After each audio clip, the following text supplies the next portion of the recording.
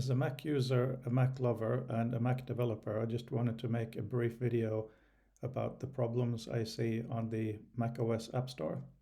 Here is the main page. It has some editorialized articles, which of course makes complete sense.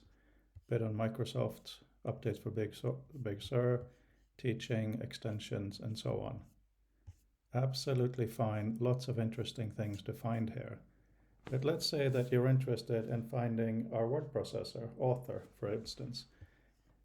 It is for students, so excuse me, you may want to go to categories and click on education. When you get to education, there are 4 apps featured on top. And being featured is something that as a very dedicated developer, I don't know how to get done. There are no clear criteria listed anywhere for what would make an app featureable. We have, of course, filled in forms and emailed people and tried to explain to people what we do at Apple, so hopefully we will get lucky, but it should not really be a matter of luck.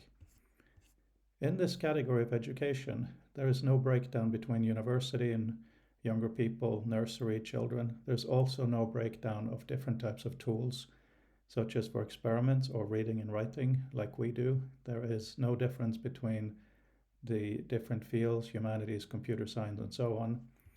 We have this huge gray area here on the left with nothing. And the categories page really looks very lame. There's not a lot of life going on here. If you go to something like business, it's quite similar. Look at this. This is all Apple has to offer for business. If you're lucky, such as being Microsoft or Slack or someone huge, you get featured, which is great. But if you go to utilities, there are myriads of utilities. Here they don't even bother doing a feature on top. What if you need a utility for reading PDF? What if you need a maths utility? What if you need a utility to understand your computer better? None of these options are available. That is why I have a problem with the macOS App Store.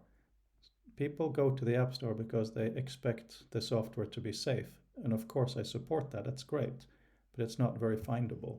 You have to do a search, and when you do a search, such as writing, you do get quite a nice list. And if we scroll down a little bit here, we can find our own author, which looks nice and is getting good enough download numbers. But even here in the listing, we have basic stuff on top, our little tagline. We have some preview images and videos if we want to. We've stopped doing video, it didn't seem useful. Then we have the what's new.